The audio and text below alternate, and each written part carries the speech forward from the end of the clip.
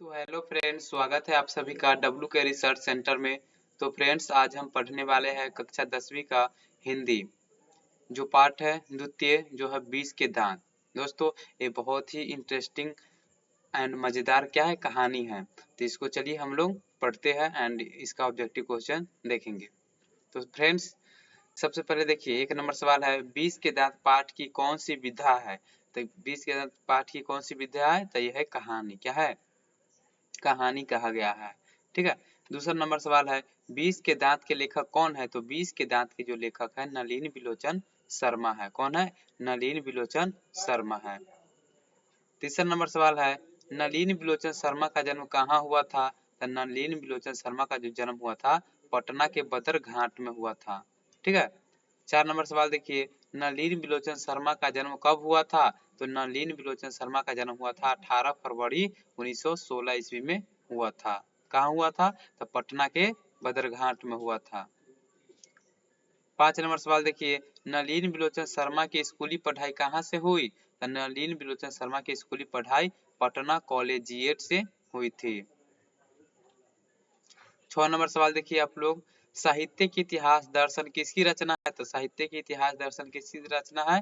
तो नलिनी बिलोचन शर्मा की है। अब 7 नंबर सवाल देखेंगे, 20 के दांत कहानी संग्रह किस कहानी संग्रह से ली गई है। तो 20 के दांत जो कहानी संग्रह है, ये 20 के दांत तथा अन्य कहानियों संग्रह से ली गई है। 8 नंबर सवाल है, 20 के दांत कहानी किसके अंतर विरोधियों को उजागर करती है।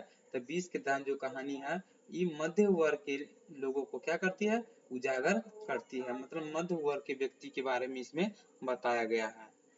9 नंबर सवाल है, सेन साहब की कार, सॉरी यहाँ दोस्तों, यहाँ कार होगा, कर लिखाया हुआ है, आप लोग यहाँ पढ़िएगा कार। तो सेन साहब की कार किस रंग की थी। तो सेन साहब की कार काला रंग की थी। ठीक है। सेन साहब की कार की कीमत कितनी थी। तो सेन साहब की कार की कीमत 7,500 रुपए थी। ठीक है। आप लोग याद रखिएगा, मोस्ट इंपोर्टेंट सवाल है।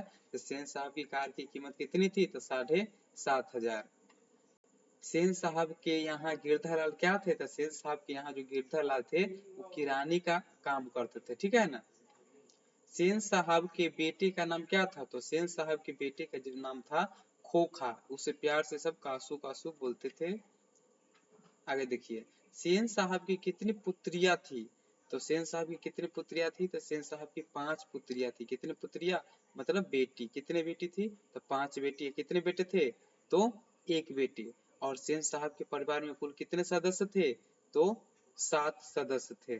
ठीक है। 7 नहीं दोस्तों, 8 हो जाएगा। कितने, 5 तो उसकी बेटी हो गई एंड 1 उसका बेटा जो खोखा यानी कासू था, और 2 हो गए सेन साहब और उनकी पत्नी। कुल मिलाकर उनके परिवार में कितने सदस्य थे। तो 8 सदस्य थे। ये भी सवाल पूछता है कि सेन साहब के परिवार में कुल कितने सदस्य थे। तो सेन साहब के परिवार में कुल 8 सदस्य थे। सेन साहब अपने पुत्र को क्या बनाना चाहते थे। तो सेन साहब अपने जो पुत्र था उसको बनाना चाहते थे बिजनेसमैन या इंजीनियर बनाना चाहते थे। घर के बनाए सभी नियमों में कौन अपवाद था। तो घर के बनाए सभी नियमों में खोखा यानी कासू अपवाद था।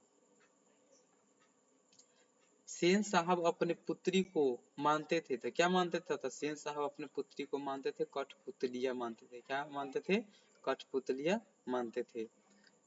आगे देखिए, मदन किसका पुत्र था। तो मदन किसका पुत्र था। तो गिरधर लाल का पुत्र था। 18 नंबर सवाल होगा, मदन ने कासू को कितने दांत तोड़े थे। तो मदन ने कासू कितने दांत तोड़ डाले थे। तो 2 दांत तोड़ डाले थे। मदन और कासू के बीच किस खेल को लेकर विवाद हुआ था। तो मदन और कासू के बीच लट्टू का खेल को लेकर विवाद हुआ था। 20 नंबर सवाल है, सेन साहब के ड्राइवर ने किसको धक्का दिया था। तो सेन साहब के जो ड्राइवर था, उन्होंने मदन को धक्का दिया था, जो वो गिर गया और उसके घुटने से ब्लड आने लगा। ठीक है। अब 21 नंबर सवाल देखिए, बंगले के पिल्ले और गली के कुत्ते की लड़ाई किस कहानी में दर्शाया गया है। तो बंगले के पिल्ले और गली के कुत्ते की लड़ाई या 20 के दांत की कहानी में दर्शाया गया है। 22 नंबर सवाल है, ऐसे ही लड़के आगे चलकर चोर डाकू बनते हैं, किसने कहा था। तो ऐसा किसने कहा था। तो सेन साहब की पत्नी ने बोली थी। ठीक है। तो ऐसे ही लड़के आगे चलकर चोर डाकू बनते हैं, ऐसा किसने कहा? तो सेन साहब की पत्नी ने बोली थी। चलिए 23 नंबर सवाल है, मदन के लिए क्या खाना मामूली सी बात था? तो मदन की मार खाना मामूली सी बात था। आगे देखिए, सीमा, रजनी, आलो, शेफाली और आरती पांचों किसकी बहनें थी? बहनें होगा यहाँ, बहनें थी। किसकी बहनें थी? तो खोखा यानी कासू की। तो ये सवाल इस बार 2025 में जो पूछा गया है क्या है? सेन साहब के पांचों बेटियों का नाम लिखे। तो 2 नंबर में ऐसा सवाल पूछता है तो आप लोग पूरा तरीका से याद रखिएगा, इनके पांचों बेटी का नाम क्या है? से सीमा, रजनी, आलो, शेफाली और आरती। ठीक है, सेन साहब की 5 बेटी यानी खोखा यानी कासू की बहन है। 25 नंबर सवाल है, खोखा के दांत किसने तोड़े थे? तो खोखा के जो दांत तोड़े थे किसने? तो मदन ने तोड़े थे। सेन साहब की आंखों का तारा कौन था? तो सेन साहब की आंखों का तारा था उनके बेटा यानी खोखा कासू। ठीक है, दोनों नाम सेम है। किसके अनुसार सेनों ने अपना सिद्धांतों को बदल लिया था? तो किसके अनुसार? तो खोखा के अनुसार सेनों ने अपना सिद्धांत को बदल लिया था। 28 नंबर सवाल है, सेन साहब की कार कहाँ खड़ी थी? तो सेन साहब की कार कहाँ? तो बंगले के आगे बरसात में खड़ी थी। 29 नंबर सवाल होगा, सेन साहब की पांचों बेटियां कैसी थी? तो सेन साहब की जो पांचों बेटियां थी सुशील और समझदार थी। 30 नंबर सवाल है, महल और झोपड़ी वाले की लड़ाई में अक्सर कौन जीतते हैं? तो महल और झोपड़ी वाले की लड़ाई में अक्सर महल वाले ही जीतते हैं। 31 नंबर सवाल है, सेन साहब के बुढ़ापो का तारा कौन था? तो सेन साहब के बुढ़ापो का तारा था कासू यानी खोखा था। ठीक है, तो फ्रेंड्स आज के लिए इतना ही। फिर नेक्स्ट वीडियो में हम पढ़ेंगे तीसरे पार्ट जो है भारत से हम क्या सीखे। उसके लेखक है मैक्स मुलर, जो क्या है भाषण देते हैं। ठीक है।